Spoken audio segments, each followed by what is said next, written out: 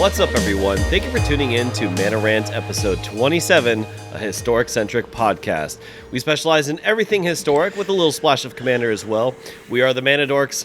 My name is Michael Apollo, and luckily, I was able to survive my autoerotic asphyxiation adventures. Let me tell you guys, quite an endeavor I went through.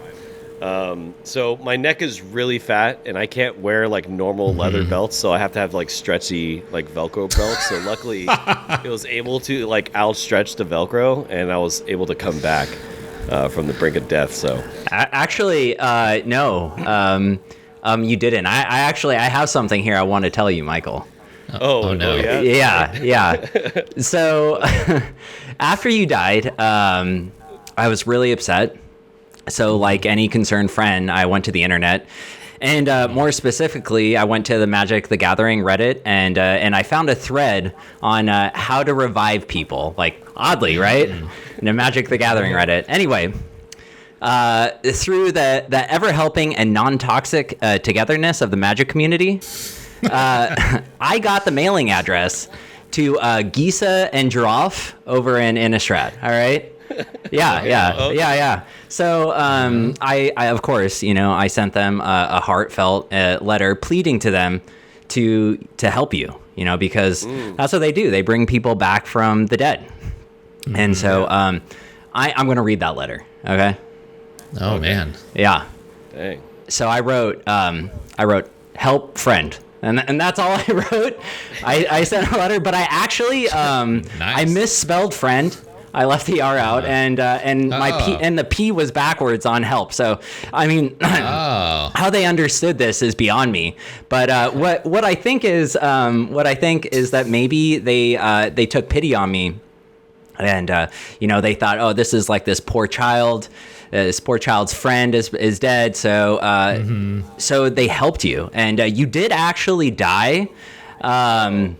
Yeah, no, you did. And but what they did is they revived you, and they sent me a list of side effects, instructions, and surgical manipulations that they did while reviving you. Yeah.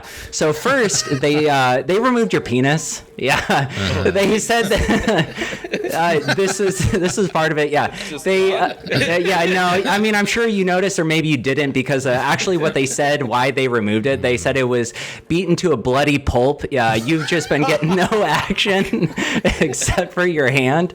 So there were like open blisters and bruising on there, and they're like, it's it's disgusting, and honestly it was just embarrassingly small to begin with, so they just chopped it off. Get out of there. And then second, they replaced your brain because they said it was almost useless, so they just replaced that completely. They said that is probably more of why you died. It was just filled with alcohol and drugs and shit like that. And finally, they gave me some care instructions about you possibly eating people, murdering people, yada, yada, yada, stupid shit like that. And, but yeah, dude, you are no longer human. You are now a zombie amalgamation created by my two favorite Magic the Gathering characters, and you're welcome. Well then. Wow. Okay. That is quite the intro. I had no idea. I had no clue. So let's go ahead and introduce this asshole. Okay, so this is Drunken, your one-stop cosplay / fucking male prostitute. Say what up, Drunken Dork. What's up, everybody? And as always, we're always joined by an alcoholic. I mean, whiskey connoisseur. That's right. Yeah, you get it right. What's up, guys? And apparently I'm the most disgusting zombie that has ever existed. Once again, my name is Michael Apollo. And this is the Mana Rant episode 27. The way that our show works is we actually follow the phases of Magic. So we have our Untap, Upkeep, Draw, Main Phase 1, Combat, Main Phase 2, End Step, Cleanup, and Discard. And just like every game of Magic, you always start off with your Untap step. And that's where we untap a drink of our choice. Despite what Drunken Dork has said about drugs and alcohol and stuff, I'm actually in training, so I'm not drinking at all. I'm going to be staying clean. So I am drinking something that is disgusting. It is apple cider vinegar cayenne pepper, lemon juice, and some delicious water mixed in there. So, yay. So, yeah, pretty disgusting. Let's go take it over to Drunken Dork. What are you drinking this week? You know, you have to pound that in the end. I'm looking forward to this. It's going to be horrible. I like last week. I have Michelob Ultra because I am super lame and I am trying to not drink those heavy ass beers anymore. And I desperately need this because I just pounded 2 nitro cold brew coffees and I am jittering like a madman.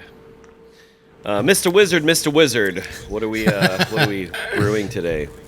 So this is a dirty chai latte, but it's a dirty chai latte with alcohol in it, and so I'm calling this a dirty gentleman chai latte.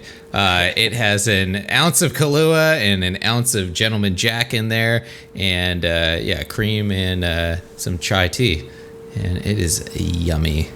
Yum. All right, boys. Cheers. What's up? Oh yeah, cheers. All right. Oh God, yeah, that is disgusting. All right, after our Untap is always going to be our Upkeep, and that is the Reddit Rant. This is where Hoshi goes ahead and takes over, and he's going to tell us what we're going to be ranting about this week. Hoshi, take it away. All right, so Reddit Rant is where I scour the internet for lunatics, which is pretty easy. And I try to find people who are frustrated with Magic the Gathering. And I mean, Magic the Gathering is a game of skill and extreme frustration for many things. And this time, it's not even really about the game itself. It's more about the company that runs it, Wizards of the Coast.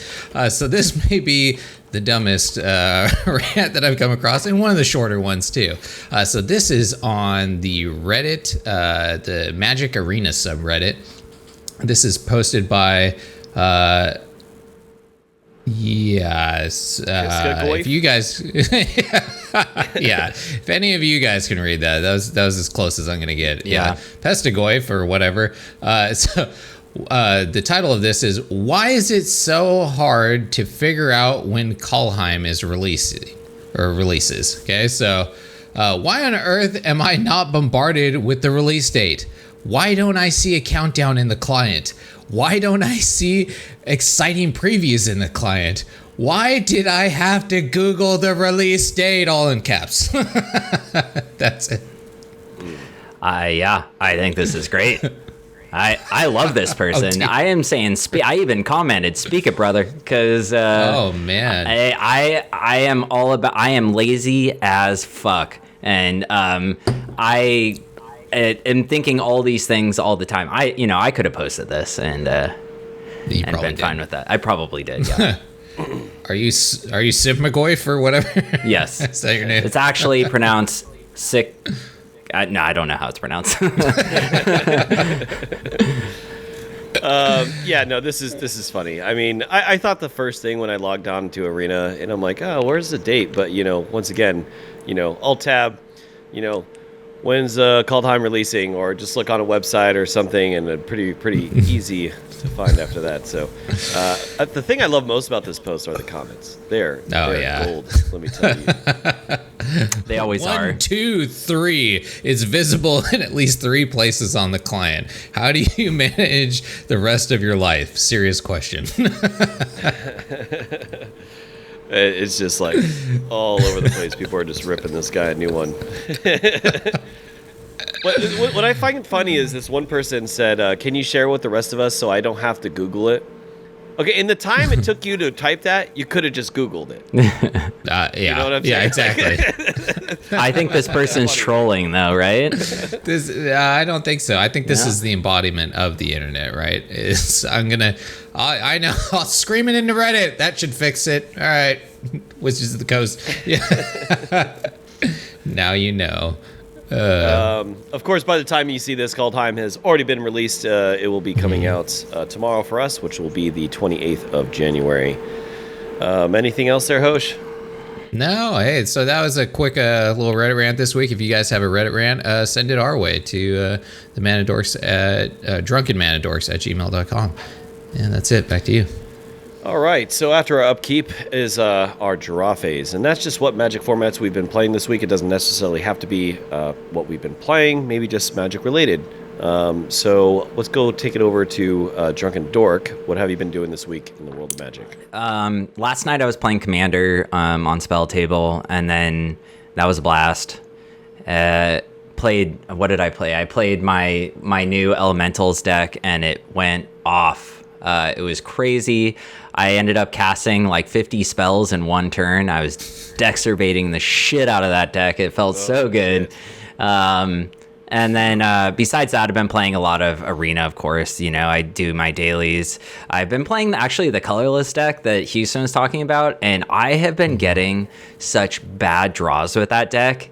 Like, I don't get it. Like, my draws have just been abysmal. Like, every time it's like, okay, I get one land. All right, so, you know, I mulligan. Next hand, I get 2 lands and then, like, 4 8-drops. I'm like, okay, this is awful too. So yeah, it is literally been so consistently bad that my card draw with that deck has just been really bad. My starting hands.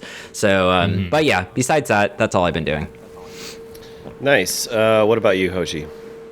Just trying to get ready for Kaldheim. I've been trying to play a couple decks that I think I'm going to actually make decks when we talk about future crafting. So I was trying to make like versions of those decks that I think I'll be able to just, you know, slot the Kaldheim cards right into and then be able to play those. So it's been pretty fun. They've been strong without the Kaldheim cards. So I'm excited to see how they are once it releases tomorrow. Nice, yeah. Same thing that I've been doing for the last few weeks. Every time a new set comes out or is about to come out, I like to do theory crafting. I like to build decks. I like to see what I'm going to get into and then make adjustments accordingly. But we don't want to get too much into that because that's actually the main topic for tonight. Our main phase, theory crafting. So what is theory crafting? Theory crafting is where, you know, you can net deck. You can. And if you really want someone else to build the deck and you just want a net deck, that's fine. But, you know, all three of us actually like to build our own decks, whether it be on, like, more tribal, maybe some fun, like, combo jank, or even, like, actually trying to make something competitive or a different archetype altogether, as opposed to playing something like the big boogeyman Sultai, right? All three of us have, like, a lot of experience about that, and every way that we make decks are completely different from one another, or maybe there's some similarities, but that's what we're going to actually talk about.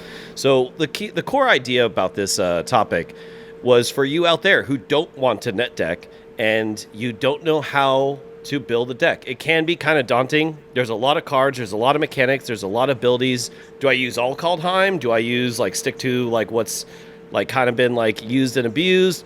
You know, all these different things. So we're going to, like, go down, we're going to break it down step by step on how we do our brewing process and build our decks and then take them into competitive on Arena and on paper. So, you know, it's actually started off with Drunken Dork this week. So theory crafting. How do you go about it? How do you go about building your own deck? So I do this all the time. Like, it's funny. Right now we're talking about historic, but I'm just going to briefly mention Commander. Like, I play Commander on Spell Table all the time, and like, what's really weird to me is a lot of people who play Commander, I didn't realize this, they net deck their Commander decks. They're like, you know, they ask me, they're like, oh, where'd you get that deck from? And I like it every time. It surprises me because I have never net decked a Commander deck ever. You know, I've always built them myself, and I almost always do it the same way. And I do it the same way I do it with my historic decks or any other format, for that example. So basically, what I do is I use this app on my phone called Decked Builder. And it's a really good resource. It uses the Magic the Gathering card list. You know, it uses all those. So you can search up any card. You can type in keywords like, for example, like Hoshi. I've been theory crafting for Kaldheim, and like I wanted to find Death Touch creatures. So I put in a limiter, which is only cards that can be used in Historic. I type in Death Touch, and then I just see everything there. And like, that's really where I start, is like, I have an idea, like, where I want to go, like black and green Death Touch. And so, you know, I set up my parameters, black and green, converted mana cost 3 or less, and then I just search. And it's actually a really time-consuming process, because I am going over shitty card after shitty card after shitty card. But then, like, you know, then I find these cards in there when I'm doing this that, like, you know, I may not necessarily know. Like, I went on this idea of like building a you know, Death Touch deck, and I found Proliferate for poison counters, and I was like, well, this might work. And like, the converted mana cost of these Proliferate cards is low, and they have added abilities on them, so like, this could potentially work. And like, that's kind of where I go. It is an incredibly time consuming process, but to me, it like really hones in on what I'm trying to do, or it sometimes changes, like, it alters what I am doing, but in a good way, not necessarily a bad way. Not always a good way, sometimes a bad way. But yeah, that is really where I start. Is I try and find an idea, and then I just search through every freaking card that will possibly be usable in the set. All right, so before we go ahead and switch over to Hoshi, I did want to ask you one question, Drunken. So, like, yeah, there is a lot of shitty cards, but there's also, like, a lot of, like, dumb bulk rares, right? So, like, I wanted to ask, like, how do you determine what is, like, obviously, like, how do you determine, like, yeah, this card's going in, right? Like, obviously, the text can be, like, a good indicator of that, but, you know, there's also a lot of bulk rares out there. So how do you, like, determine, like your card selection process, I guess? So it really just depends on like what type of deck I'm making. Like, going back to this Death Touch deck, it's more aggressive. So I like to keep the converted mana costs low, and I don't want it to only be based on poison counters. So if there's other, like, I want utility in my cards too. So like, usually when I'm going through things and like trying to find something that'll work, I'll actually add a lot of cards that I'm not going to use into the deck. And then once I have the whole list of cards, I'll slowly make my way down and be like, well, this one's good, but this one's better than this other one. So like, it'll allow me to eliminate the ones that I think won't, you know, they won't butt up against like the possible meta, or like where the meta is now. I mean, usually when a set like this comes out in a deep format like Historic, the meta doesn't alter too much. So you're more of just battling the meta that already exists. But you know, like that's really it. I mean, the way I get one over the other is I actually will add the shitty bulk rare in if it has Death Touch on it, and I'll have the other Death Touch creature that I potentially keep, and I'll just put them side by side with their converted mana costs and like what role they're going to play, and like that's how I choose which one. So initially my deck will have like 100 cards in it, but then I just dwindle my way down to, you know, the cards I need. Nice. Yeah. No, hell yeah. Dig it, dude. So pretty different compared to myself, but I'm interested to hear what you got to say, Hosh. So when you go into your process, what do you do? What are your steps and your selections? So usually I'll get excited by some type of card that I saw, or some type of archetype that's coming out in the new set. So like the Death Touch card, like Finn, the Fangbearer, right? It's like I see that card and then I'm like, I want to make a deck out of that card, right? Or I'll see that like a tentacle monster, like shapeshifter guy, hentai porn monster guy, or I see that card and I'm like, that card looks awesome. I want to make a deck out of that, right? So then next step is I got to figure out what type of deck does this card like really fit in, and is this going to be a good deck or not, right? Like, is this going to be an actual like playable card to make a deck around, or is this going to slot into some existing deck already? And then I have to figure out one of three things, right? Is this deck going to be aggro, mid-range, or control? Right, and if it's going to be slot into one of those, I have to make sure that it slots well into that slot, right? Because if it's aggro, it has to be a good aggro deck, and maybe have some type of staying power or some way of getting back in there and finishing them off. If it's mid-range, right, it's got to have all the good stuff in there, and if it's control, it's got to have a lot of control elements. And do any of those meet with that card that I'm trying to make the deck around? And then after that, I just throw it all together, right? And then I'll usually do just a quick run where I throw all the cards into a deck, and then I'll just go into the play queue immediately and start seeing what my hands look like, start seeing how it plays out. And then, from there, I'll just tune it. You can really start to tell how a deck plays by actually getting in there and throwing it around. How do you go about with your mana bases? So like, how do you decide like how to do mana base? Because it can be kind of difficult sometimes. Yeah, it can. And I think it depends on the deck that you're playing too, right? So like I was saying, if it's a aggro deck, I really don't want to have any tap lands. I don't want anything to slow me down because I want to kill them as fast as possible. So anything that's going to come in tapped is basically out, right? Where if it's control, doing something like the temples might actually be pretty good, right? Where I need to scry to find my board wipe or whatever I need to control the situation. Those lands are going to be really good. Or the triomes or something that I might put in, right? If I'm playing a 3-color deck, the triomes are really good. It's just that there's that downside of they come in tap, but you can also cycle them in late game. So, I mean, lands is an annoying part of deck building, I feel like, especially if you're playing too. And I'm excited for this new set because they're coming out with the other side of the pathways. Because I was just playing the Death Touch deck that I came up with to slot Finn into, and I was noticing I was having it's only 2 colors, but I was still having problems with my mana base a little bit, and I was like, man, I would gladly take out a couple of these lands to put in some pathways. So I mean, it's going to get better now that this new set is coming out. The mana base, at least for 2 colors, is going to be real solid, I think. Yeah. Oh yeah. For sure. For historic, like, absolutely. It's going to be damn near perfect. Because we're going to have, like, 12 non-tap lands, dual lands coming in. That's pretty huge. That's real good for aggro strategies, yeah. So, for myself, I kind of have a little combination of actually both what you said. Even though this is, like, historic-centric, it is actually based in Commander for me as well.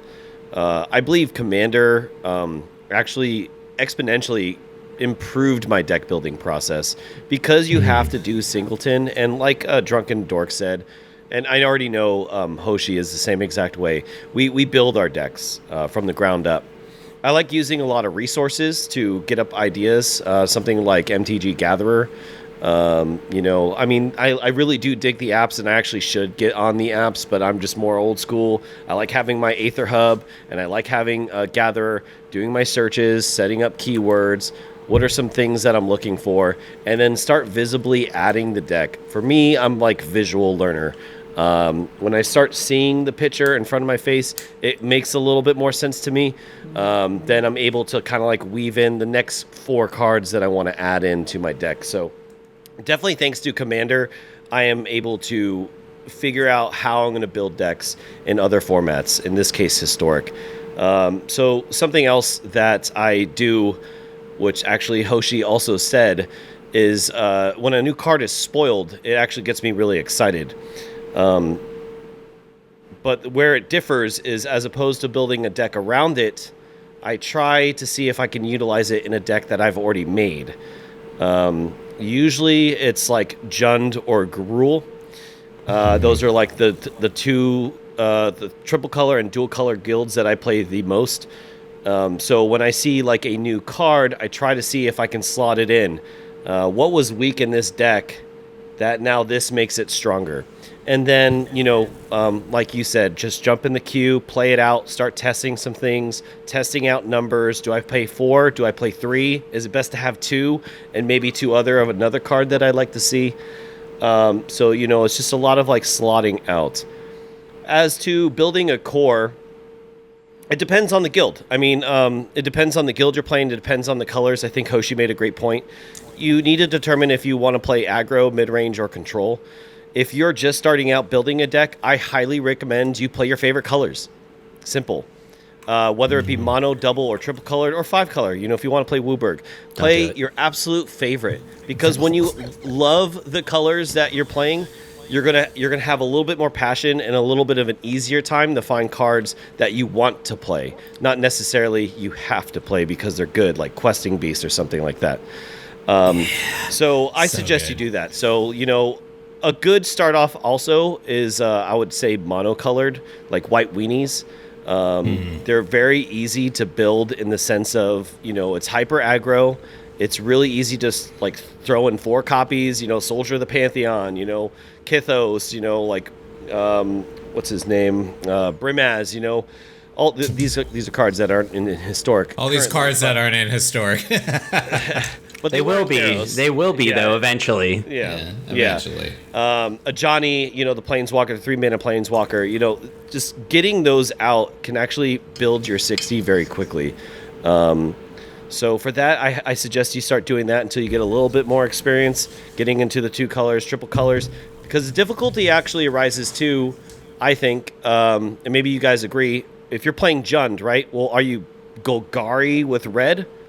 Or are you like Gruul with black? You know, like you can technically, but you do want to increase the probability that you're able to cast your stuff, right? Having things that have double red, double green, and double black is going to make it very hard, which leads into the final thing, you know, mana bases.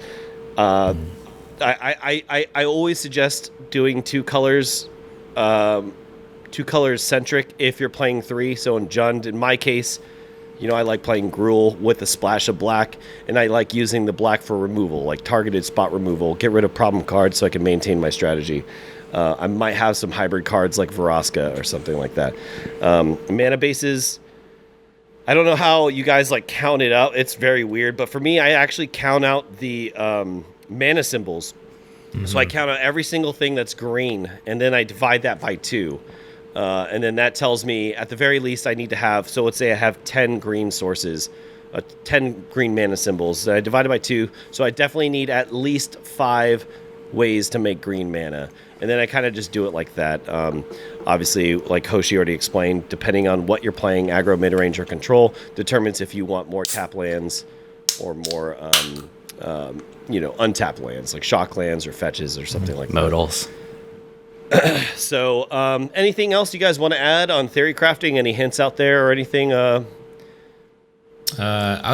would say that, like you were saying, how you like to slot things into a new deck. We're not saying that there is anything wrong with theory or net decking, by the way. No. But if you have been net decking and you want to get into you know, building your own deck, maybe take those net decks and start, you know, slotting different cards in there. Yeah. I mean, the best way to do it is by messing around, right? I don't think any of us just started by really like throwing decks together in general. Everybody starts and looks at net decks. I still look at net decks too.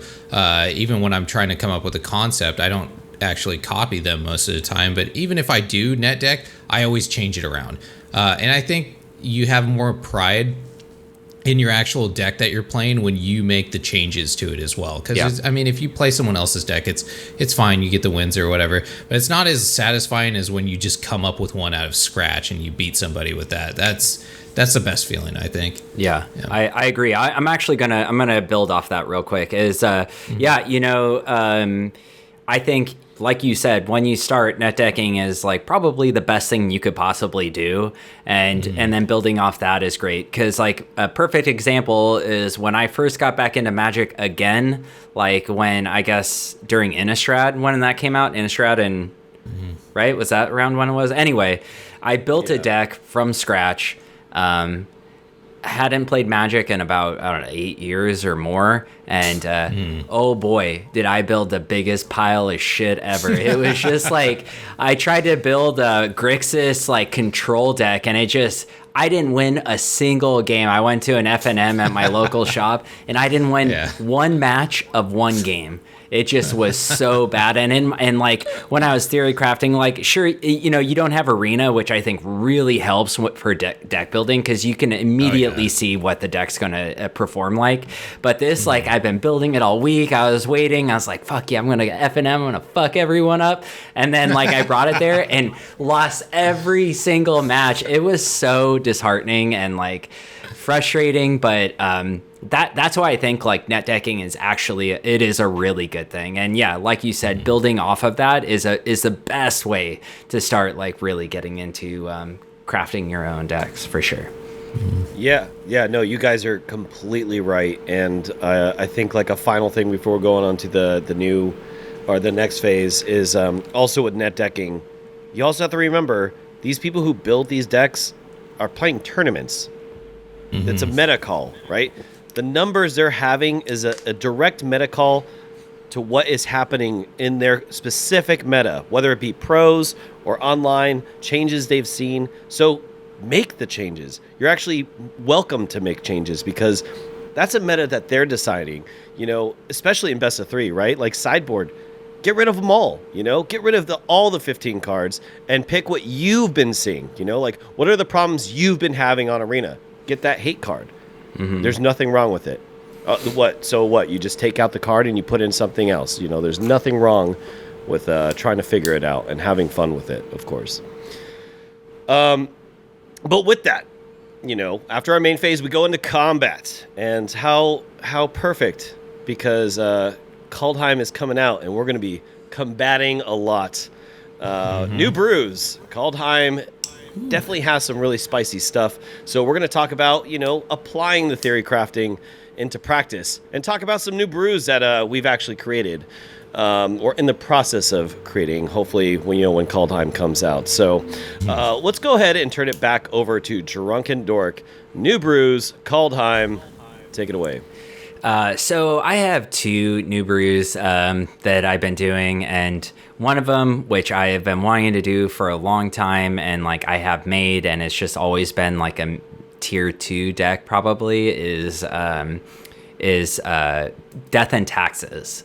And I feel like there's some really strong cards that came out in here that I don't know their names, but like the Angel that, if you cast a converted mana cost 4 or greater, it like taxes you, right? I forget what that Angel is called. Hoshi called it out as one of his picks, I believe. I forget what the creature is called. Which Angel was it? The one that taxes you? Oh, are you talking about the God? Yeah. Oh God, yeah, that was it. It looks like an angel. Yeah. Right Ain, God of the Worthy. Yeah. So I feel like cards like that really help the Death and Taxes deck, along with a few other ones I can't remember. And then, like Hoshi had stated, I have also been doing a poison deck with what I was saying earlier with like Proliferate and Death Touch creatures, and it seems like it could actually be pretty viable. And like through that my deck building process, I have found some interesting cards that have like Death Touch or like have some pretty good interactions. Like I believe the Green God Iroas from Amonkhet. Is it Iroas? Yes. Yeah, like Iroas, that's a really strong card for 3 mana. It is a 5/5. Like it is incredibly powerful, and it has Death Touch, and it's indestructible. Sure, it can't attack, unless you have another creature that's also huge. But hey, that new God that makes you exile cards from your graveyard is a 6/6 with Death Touch. Yeah. So, this deck looks like it'll stand pretty well on its own, even if you're not doing poison counters. Or at least the one I'm building. So I'm really messing around with those two decks, and they're both aggro, which is completely different because usually when a new set comes out, I immediately go to blue-red tempo, but this time I'm doing some aggro decks, and it's feeling pretty good right now. Hell yeah. Nice. Yeah, I can't wait to see them, dude. Hoshi, what about you? What cool ideas have you been coming up with? Yeah, so I got 2 decks, 4 actually is what I'm really brewing around right now. 2 Golgari decks, another Orzhov deck, and an Izzet deck. So the Golgari decks are the Golgari Elves, which I'm really excited about actually.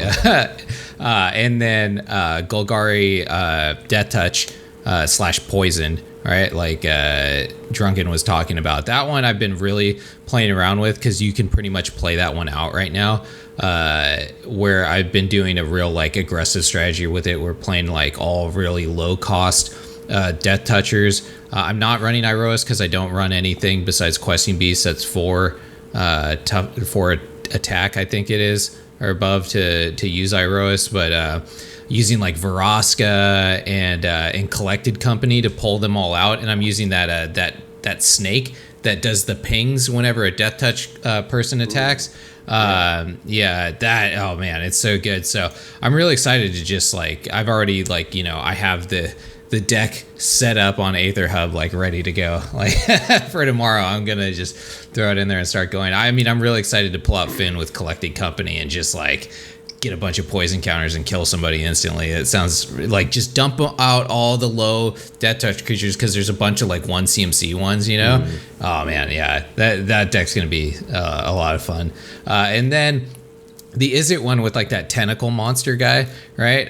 Where whenever you target something that you control, you make a copy of it, and if you discard it, you get to make a copy of a permanent. I'm gonna do like a what is it? The Sprite Dragon deck, where you pump up the Sprite Dragon, right? So you just like target the Sprite Dragon with pumps, and then it'll double your Sprite Dragons when you copy them, right? So that one is going to be pretty glass cannon, I think. Sounds like it. It sounds explosive, though. It does sound really explosive when it works. Yeah, and then the other version of that would be with wizards, right? Like the, what's her name? The Cinderwind chick. God, I can't think of her name. I love her though. Anyways, in that deck, Elise, Adelize, yeah. So wizards are a lot like that Sprite Dragon deck, right? Where it's like the other version of it, where you have wizards that come in and attack, and you buff them up, and buffs all of them up, make copies of them and stuff. And yeah, I think that'll be fun. And then I really want to make a deck out of Vorinclex, like just a green stompy idiot deck. So that one I'm definitely gonna make, and then Orzhov Angels. There's a lot of really cool angels that are coming out, and as long as that 2-drop angel comes out, I think the deck is actually going to be pretty good. So those are the ones that I've been through a lot, too many. Sweet. Yeah, hell yeah, dude. As for myself, I have been brewing heavily into Abzan midrange, Esper Control, and Gruul. Not aggro, even though it technically is aggro, but it's more Gruul monsters. So I'll start with Gruul first, because it's actually a little bit quicker. Well, everything will actually be quick, but Quakebringer, as I talked about 2 episodes ago, that card's definitely going in. That's going to be one of my cards for the top end. It's going to be joined alongside Questing Beast. So what I'm trying to do is figure out the problems I've been having with Gruul, and the biggest problem actually is one that I don't think a lot of people would think. Collected Company. It's just not meant for Gruul, and the reason why is because Collected Company is really powerful when you have ETB effects or like instant, like this has to be dealt with right now. Yeah, Gruul already, like, they swing. That's all. They turn sideways. Like, they're already like mostly hasty and stuff like that. So Collected Company is just like a waste. I'd rather use that mana and get another Questing Beast or Embercleave or Agreed. Quakebringer. Card that you guys talked about actually last week's episode. I forget his name, but it was the Boast guy. Oh yeah, Arnie. Oh. Yeah, there we go. Think about adding him. Fact that he has haste, and something that me and Hosh has talked about before, which is good for Gruul, is mana sinks. Being able to boast and use that extra mana, maybe like Burning Tree mana or whatever, using that extra mana could actually be pretty relevant. And since my things are really big, Arnie gets real big +1 as well. So that's something I've been thinking of, maybe as a 1 of or 2 of. But definitely I want him in there as well, because he's fairly low-costed, and he can actually get pretty huge alongside the rest of the core of Gruul. Abzan, I got a lot of different brews growing. Please be sure to check out our previous episodes on Kaldheim spoilers, because I actually go a lot in depth on like the card choices. I'm not going to like discuss them all here right now. But the main idea is I'm like going like kind of control-y and sticking down some threats that either make you concede or I just kind of overwhelm. So definitely want Liliana, definitely want Nissa. I want control elements using Black Removal and Maelstrom Pulse. I think those things are going to be really relevant, especially since a lot of people are going to be brewing with Tribal. It gets rid of that kind of stuff. So so pretty much like a centric core of removal, sticking down almost impossible to beat Planeswalkers, or, if I'm controlling, they're just going to take over the board. and then some solid creatures to turn sideways. And then Esper Control, I'm having quite a difficult time with, but I think what will help it out is that new Wrath of Board God. wipe. Yeah. So that new Wrath of God, Doomscar. that is the exact spice I want on my lasagna. You know, I mean, like that is looking really spicy for this deck. It's sweet. Yeah, I still think Azorius Control is probably just better, but I love Esper so much. It is. And I just really think Esper can benefit with a lot of the black removal suite that is in Kaldheim and everything that's been released so far. So please be sure to stay tuned. We'll have decks updated maybe next episode or something like that. But yeah, anything else you guys want to add? No. No, I'm just excited to play Yeah, these me decks. too. Give them to me. Tomorrow, I cannot wait. It cannot come. I wish it came out at like midnight, but Magic's stupid, and they're like, it comes out at 8 a.m. or something. Don't worry. Like that. Wait, I'm making a prediction right now. Let's see if this happens. The servers will be fucked up tomorrow. Yeah. You want to know another prediction? I am going to waste it's- too much money on wild cards, and they're going to be cards that are garbage. Yes, I want to see that. I could be like, 20 rares, here we go. This card Yeah. sucks. I'm going back to Ugin and Uro.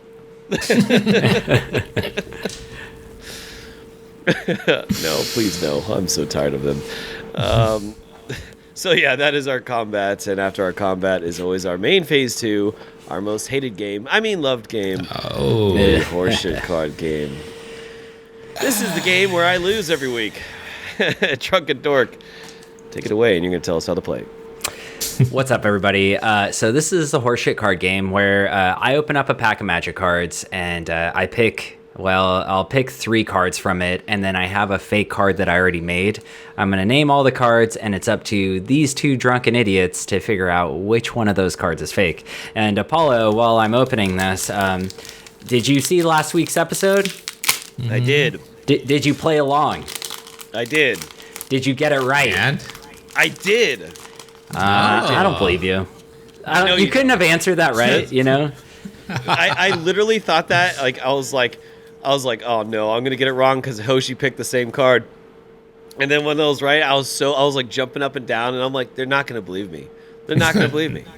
No, we don't. You are correct, sir, because I do not believe you I whatsoever. don't either. No, there's no way. Yeah. There's no way. And to further cement that fact, I am definitely getting it wrong this week. My triumphant return back to greatness. Okay. What are we opening? Oh, I'm sorry, I didn't say it. So the pack I'm opening is Ultimate Masters. Oh. very Yeah, cool. they sent, it's kind of weird. So I ordered this Channel Fireball set, and like it listed all the packs they were supposed to send me, and like half of them were wrong. Like they sent me like duplicates of some and stuff. I'm like, all right, whatever. It took over a month to get the damn pack, so like I'm not about to go back and like email them and try and deal with that shit. So I just accepted it. I am fine with this. I got Ultimate Masters. I had Iconic Masters last week. Next week I don't know what I'm gonna open, but yeah, I there's many packs. Only a few of them are duplicates. So I have them though. Are you two ready? Yeah, let's do it. Sure. Okay. Let me turn my light on because I am a blind son of a Very bitch. enthusiastic, Apollo. Very enthusiastic. All right. Whatever. Love listening, dude. Card number 1, Aether Snipe, 5 and a blue. It is a creature elemental at common. It says when Aether Snipe enters the battlefield, return target non-land permanent to its owner's hand. And it has evoke 1 blue. And it is a 4/4. All right. The next card is Vessel of Endless Rest. And it is 3 mana for an artifact at common. It says when Vessel of Endless Rest enters the battlefield, put target card from a graveyard on the bottom of its owner's library. And it has tap, add 1 mana of any color. All right. The third card is Miming Slime, 2 and a green for a sorcery at common. It says, create an XX green ooze creature token where X is the greatest power among creatures you control. Okay, the final card, Brewman. It is 3 and a green for a creature elemental at uncommon. It has reach, and it says when Brewma enters the battlefield, destroy target creature with flying. And it has evoke for 1 green, and it is a 2/3.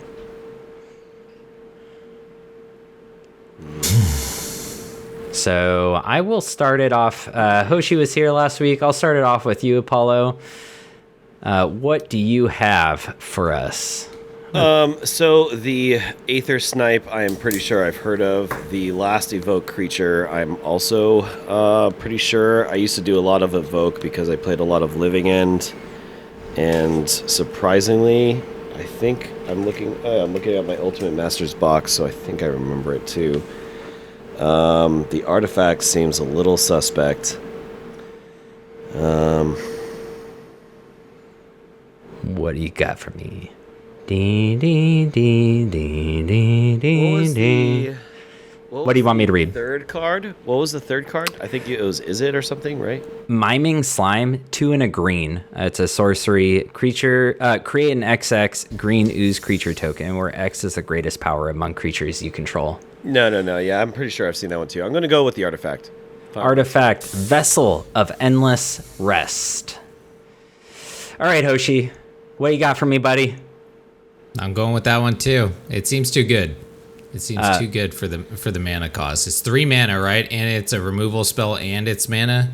When Vessel of Endless Rest enters the battlefield, put target card from a graveyard on the bottom of its owner's library. I said on the boner. Oh, But on the bottom of its owner's library. Okay.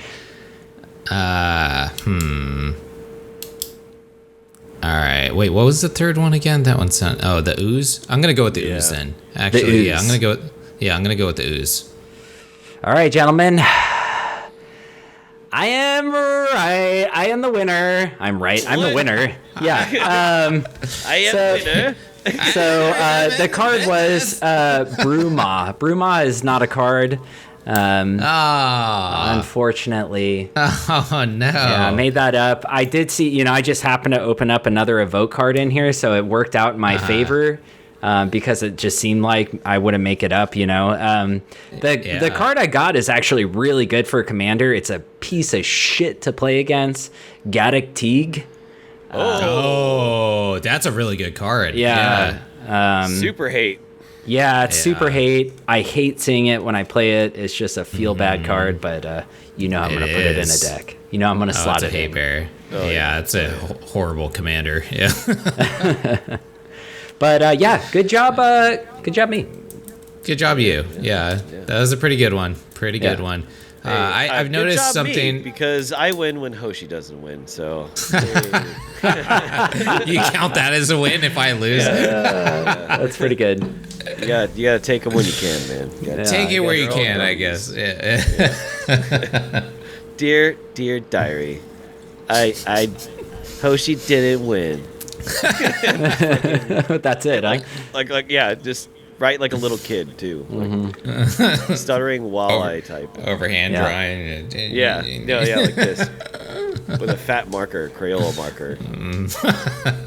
And then I taste it. Well, that is main phase 2, the horseshit card game. What'd you think? Let us know in the comments below. Did you get the card right, or were you wrong, like this idiot and that drunken idiot Hoshi over there? Let us know in the comments below. And congrats, Drunken. You got it, man. What can I say? I'm a fucking genius. I'm definitely not. So next we're going to go into our end step. And I think just like every single week we have done this far, we're actually going to try figuring out something new, because talking about houses and Mike's house, being underwater or something. It's not anymore. It's not underwater. Oh, okay. We have time. We're only at 50 minutes right now. We can talk if you guys have anything interesting to say, I feel like. Well, why don't we keep it pop culture-ish, huh? Anything cool in the world of pop culture? Anything video games-y? Hoshi, you got anything? No, I got chickens this week, so I haven't done any pop culture stuff. No, just chickens. Which is anti-pop culture. No, I'm a farmer now. Yeah. That's the most Florida thing you've ever said. Yeah, it is. Absolutely. Yeah, I'm a farmer. I'm starting a gator farm. Yikes. Charge you $5 a head to go see them gators. That's next week, everybody. Look forward to that. Yeah, Wow, no brother. pop culture. I WandaVision I've been watching, and that's pretty fun. Yeah, that's WandaVision about is it. really good. Yeah. I've been loving that for sure. I need to get into it. I tried watching the first episode, and I just couldn't get into it. But I've really? heard it's really good. I've read it's really good, so I just need to get past the hump. I think the first episode is just a little like, I don't know. It's a little it's too very much different. like, yeah, it's a little too much very- like Bewitched or something, you know? Yeah. I mean, I love that about it, though, actually, because, I mean, I am old, like both of you. Yeah. Old fuck, so I think you would like that, but... I it's different I don't know. I coming... think like she's creating that world, you know? It's like crazy. It's pretty Yeah, wild. it is cool. I think that it's just like it was a little bit of a shock coming from Mandalorian, you know, because that was the last thing I watched on Disney Plus. So like my expectations are like here for insaneness after that last episode of Mandalorian. Oh, you know, dude, you're it's like, so good. you're like, dude, that was so crazy. And then you're like WandaVision, and it's like, I'm back in the 70s or whatever. You're like, what the fuck? Yeah. This is a Marvel thing? Okay, all right. But yeah, once you get into it, it's good. It's fun. I'll have to give it another try. I will say, speaking on Mandalorian, so I have Audible, like the book subscription, like audiobook subscription, and I listen to books while I'm like working sometimes. And I started listening. So a new Star Wars book came out, and it's the first of a new thing they're doing called the High Republic. Which is 800 years after the Old Republic and 200 years before Episode 1. Okay. While the Republic is like thriving and like Jedi are a thing, and it's pretty cool. Like so far, like the book is good. It's well written. It's interesting. A lot of stuff's happening. Like I definitely like. I've only gotten like an hour into the audiobook, and it's 13 hours. But Nice. it's pretty good. I'm excited for what they're doing with it. And apparently like the High Republic, they're taking this like whole series somewhere. They're making a High Republic show on Disney Plus. And then they're also doing the book, and they're making a video game about the High Republic. So this is like going to be like the new Old Republic. New Old Republic. Yeah. Dude, That's cool. dig it. Yeah, it's Dig it pretty for cool. sure. Yeah, anything where there's a shit ton of Jedis, like, is fucking dope, Yeah. right? Like, Oh, you yeah. know? Yeah. Give it to me. Yeah. Something I saw. I'm like a huge Godzilla, King Kong like fanatic. Did you guys see the trailer? Godzilla Yes. versus Oh, it's yeah, dope, yeah. dude. Godzilla. My girlfriend hated it. I was like, "What? It looked awesome. It was monsters fighting. What?" Oh, yeah, no, my wife was will hate like- it. Oh god, Yeah. I loved it. I don't know, like I can't wait till. Yeah. I've never been so excited for like a dumb action flick. You know, like Godzilla's like squaring up, and he's like, Yeah. like giving like a good hook to like Godzilla's face, like. Fucking King Kong like looks badass, man. Yeah, dude. It's definitely a dumb guy boner movie for Yeah. sure. I'm down, though. It looks sick as fuck. Yeah, I'm excited. Oh, cool. Well, that is our end step. Now we're going to go into our cleanup and then finally our discard. Cleanup is just social media promo. You can find us on Twitter, Instagram, Facebook, all at the Mana Dorks and or the Mana Rant. They're all searchable terms. Be sure to give us a subscribe. Click that bell notification if you haven't already.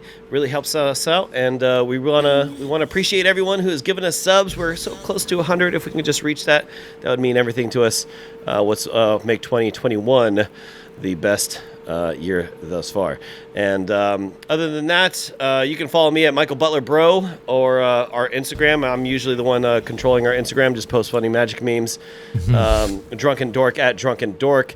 And Hoshi, you actually use Reddit more. So what's your name? Was it Shaka Hosh? Shaka_Hosh. There we Yeah. go. It's a good on follow. Reddit. Okay. Good follow. Yeah. Yeah, be sure to do it because he is actually the #1 magic conspiracy theorist. He is actually True. He's the troll and the ranter. He's just he is just sparking dumpster fires, man, in the world of Magic. Absolutely. He'll say something dumb like, "I think Oko should come back," and then like, so yeah, so there you have it. Now we're just gonna go into our discard where we finish whatever we've been drinking.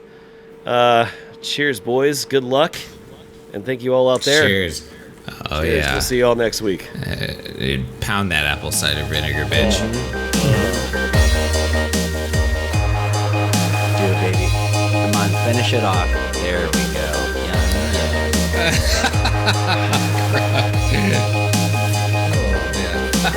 Dude, it's so spicy. It's like got cayenne in there. Did you put ginger in it? Yeah.